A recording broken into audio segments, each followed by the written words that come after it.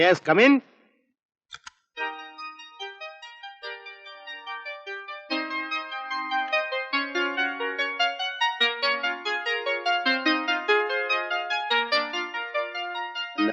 ഒന്ന് കാണാൻ വന്നതാ. എന്നെ? അതെ. അല്പസമയം എനിക്ക് അനുവദിച്ചൂടെ? ഇരിക്കൂ.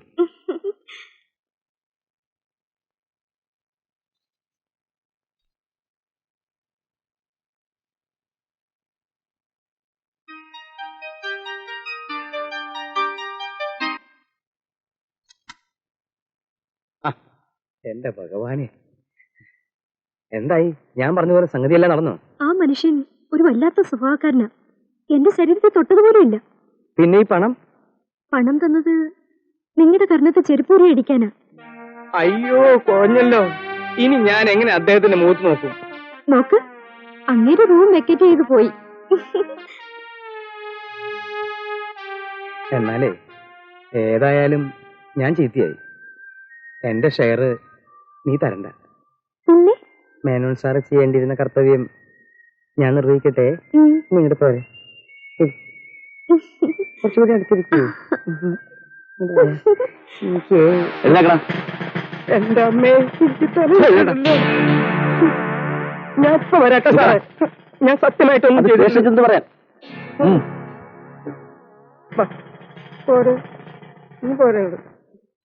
അങ്ങനൊന്നും വെറുതെ വിട്ടാ പറ്റില്ല. എന്റെ മാനവും മര്യാദയും ഒക്കെ പോയി. ഒറ്റ വെട്ടിന് ഞാൻ തുണ്ടാക്കും. ഭാർഗവി, ഒരു വിവരം അറിഞ്ഞോ? രാമുണ്ണിയാശാനെ ജാമ്യത്തിൽ വിട്ടെന്ന്. വിട്ടോ? ഇങ്ങ് വരട്ടെ. എനിക്ക് എന്തിന്റെ കുറവുണ്ടായിട്ട് അയാൾ ആ പെണ്ണിനെ കൊണ്ട് ഹോട്ടലിൽ പോയെന്ന് എനിക്ക് അറിയണം. പുള്ളിക്കാരെന്തോ അബദ്ധം പറ്റിയതാ. പാവം, പോലീസുകാർ ഒരുപാട് തല്ലിയെന്നാ കേട്ടത്. പാവമോ? ഇയാള് മേനോനെ കാണാൻ എപ്പോഴും പോകുന്നതേ എന്തിനാണെന്ന് ഇപ്പോഴല്ലേ മനസ്സിലായത്?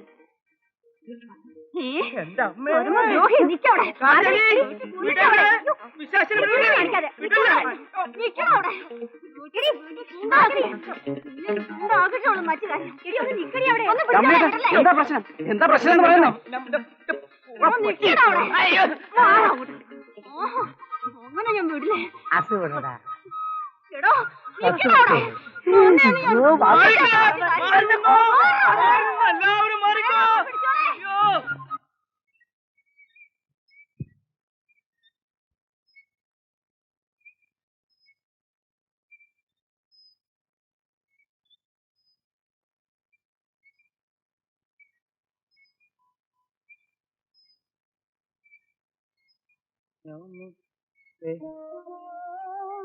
എന്നാരും പറഞ്ഞിട്ട് വരാൻ? ഞാൻ ഇവിടെ അല്ലാണ്ട് വേറെ എവിടെ പോകാനാ സാറേ? എവിടെയെങ്കിലും പോ, ഇറങ്ങി പുറത്ത്. പറയേണ്ടത് പറഞ്ഞിട്ട് ഞാൻ പുറത്തു പോയിക്കോളാം. എന്നെ ഇവിടെ കയറ്റുന്നില്ല, എന്റെ വീട്ടിൽ കയറ്റുന്നില്ല. ഞാൻ ആത്മഹത്യ ചെയ്യും സാറ്. എന്റെ പ്രവർത്തന ഫലമാണ്. അല്ല സാർ, ഇവിടുത്തെ അടുക്കള മോഷണം അവസാനിപ്പിക്കാൻ, സാറിന്റെ പെങ്ങളുടെയും അളിയന്റെയും മുമ്പിൽ സാറിന് തല ഉയർത്തി നടക്കാൻ ഇവിടെ ഒരു കുടുംബിനി വരണമെന്ന് ഞാൻ ആഗ്രഹിച്ചു. ഓഹോ, താൻ ഹോട്ടലിൽ കൊണ്ടുവന്നാണോ കുടുംബിനി? അല്ല സാർ, സെഷൻസ് ജഡ്ജി ശങ്കരൻ കർത്താവിന്റെ പെങ്ങളെയാണ് ഞാൻ സാറിന് വേണ്ടി കണ്ടിരുന്നത്. പക്ഷേ എപ്പോ കല്യാണത്തിന്റെ കാര്യം പറഞ്ഞാലും സാർ ഒരു സ്ത്രീ വിരോധിയെ പോലെ ഒഴിഞ്ഞു മാറും. അതുകൊണ്ടാണ് സാറിന്റെ മനസ്സൊന്ന് മാറ്റിയെടുക്കാൻ ഞാൻ ഹോട്ടൽ പ്രയോഗം നടത്തിയത്. താമിനെന്താ തുറന്നു പറയായിരുന്നത്? പറഞ്ഞ സാറ് ഹോട്ടലിലേക്ക് വരില്ലേ. പഞ്ചസാരയെന്ന് എഴുതി നക്കിക്കുന്നതിനേക്കാളും ഭേദം ഒന്ന് രുചി പിടിക്കട്ടെ എന്ന് കരുതി. പക്ഷെ എനിക്ക് ഇത് പോലീസിന്റെ തൊഴിയാ. കരയാടോ, തെറ്റ് ചെയ്താലും സ്നേഹിക്കുന്നവരെ മറക്കാറില്ല. എനിക്ക് അത് മതിയേ. ഞാൻ ഇവിടെ നിന്ന് ശരിയാവില്ല, പോട്ടെ.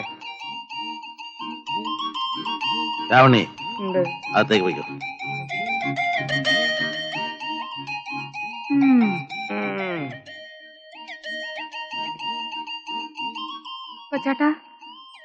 കൊച്ചേട്ടാ,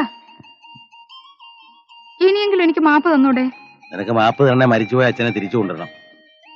അറിവില്ലായ്മ കൊണ്ട് പലതും സംഭവിച്ചു പോയി. അതുകൊണ്ട് ഞാൻ കൊച്ചാന്റെ പെങ്ങളല്ലാതാവോ? ഈ പെങ്ങളല്ല, പിശാച. എന്ത് പറഞ്ഞാലും ഞാൻ കേട്ടോളാം. പക്ഷെ കോടീശ്വരനായ ആങ്ങളെ ഉള്ളപ്പോ ഞങ്ങള് വാടക വീട്ടിൽ കിടന്ന് നരയിക്കുന്നതിന്റെ മാനക്കേട് കൊച്ചാട്ടനല്ലേ? അത് ഞാൻ സഹിച്ചോളാം.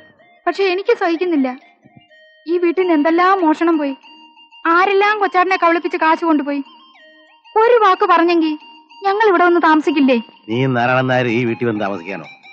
അച്ഛന് കൊടുത്തതിന്റെ ബാക്കി എനിക്ക് വേണ്ടി സൂക്ഷിക്കുന്നുണ്ടായിരിക്കും. കൊച്ചേട്ടാ, ഈ ബംഗ്ലാവിൽ താമസിക്കാൻ യോഗ്യതയുള്ളവർ വരും, താമസിക്കും. മനസ്സിലായി. നാട് മുഴുവൻ കല്യാണാലോചന നടത്തുകയല്ലേ? പക്ഷെ ഈ സേതുലക്ഷ്മി തോപ്പിച്ചിട്ടേ ഒരുത്തി ഇവിടെ അധികം നാൾ വാഴിയല്ല. സേതുലക്ഷ്മി ഏത് മഹാറാണി ആയാലും അവളെ ഞാൻ വെച്ച് പൊറപ്പിക്കില്ലോ ചേട്ടാ. രാവുണ്ണി. ഓ രാവുണ്ണി, എന്നെക്കാളും വിശ്വാസം കൊച്ചാൻ അയാളെയാണല്ലോ. നോക്കിക്കോ, കൊച്ചാനെ അയാൾ തെരുവിലിറക്കും. വടി ഇവിടെ തന്നെ അടുപ്പിക്കാൻ പോവാണോ നീ? എന്റെ പൊന്നു പെങ്ങളെ, എനിക്കുണ്ട് സഹോദരിമാര്. ഞാൻ തല്ലിക്കാൻ കൊണ്ടുവന്നൊന്നുമല്ല. ഇദ്ദേഹത്തിന് ഇങ്ങനെ കുത്തിപ്പിടിച്ച് നടക്കാലോ എന്ന് വിചാരിച്ചു കൊണ്ടുവന്നതാ. തന്നെ ഞാൻ വിളിച്ചതിനല്ല. എന്തിനാ? താൻ അന്ന് പറഞ്ഞ കല്യാണമല്ലേ, അതിന് ഞാൻ സമ്മതിച്ചിരിക്കുന്നു. നാളെ തന്നെ വാക്ക് കൊടുത്തു. എന്തിനാ നാളെ ആവണേ? ഞാൻ ഇപ്പൊ തന്നെ പോയി പറയാം.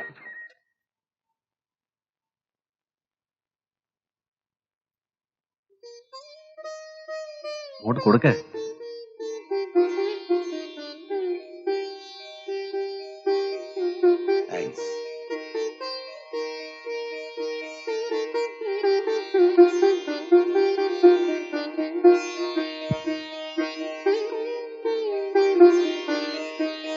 മിസ്റ്റർ മേനോൻ, വാസന്തി എന്റെ ഒരേ ഒരു സിസ്റ്ററാണ്. നിങ്ങൾക്ക് ഇഷ്ടമായെങ്കിൽ മറ്റു ചില കാര്യങ്ങൾ കൂടി സംസാരിച്ചിട്ട് വിവാഹം ഉറപ്പിക്കാം. എനിക്കിഷ്ടമായി. ജീവിതത്തിന്റെ അവസാന കാലത്താണ് രണ്ടുപേരും ദാമ്പത്യ ജീവിതം തുടങ്ങാൻ പോകുന്നത്. പരസ്പരം മനസ്സ് തുറന്ന് സംസാരിച്ചിട്ട് വിവാഹം ഉറപ്പിച്ചാൽ ആരംഭിക്കാൻ പോകുന്ന പുതിയ ജീവിതം സുഖകരമായിരിക്കും. ഞാൻ പറഞ്ഞില്ലേ നല്ല സുഖകരായിരിക്കുന്നു. അവര് തന്നെ സംസാരിക്കട്ടെ, നമുക്ക് അങ്ങോട്ടിരിക്കാം. ഇരിക്കാം.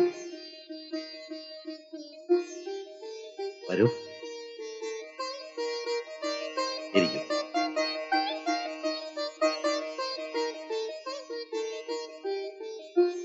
ആരാ ആദ്യം തുടങ്ങേണ്ടത്? ആദ്യം എന്റെ കഥ തന്നെ തുടങ്ങാം. വർഷങ്ങൾക്ക് മുമ്പ് ഞാൻ ഒരാളെ സ്നേഹിച്ചു.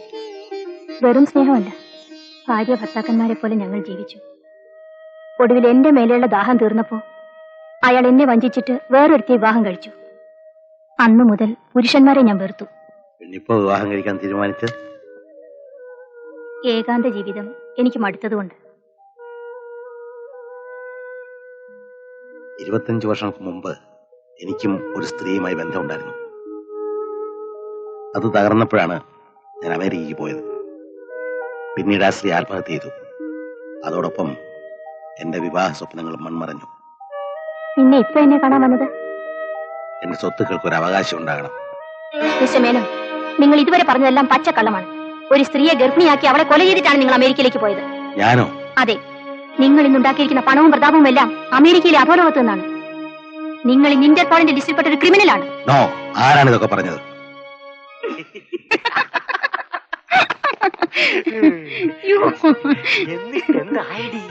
എന്താവാനാ?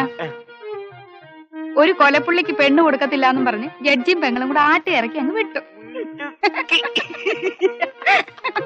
കുറച്ച് അഭിമാനമുള്ളവനായിരുന്നെങ്കിൽ പോയി കെട്ടി തൂങ്ങി ചത്തേനെ. ഒരു കോടീശ്വരൻ. എന്റെ കൊക്കിന് ജീവൻ ഉണ്ടെന്ന് വരിക.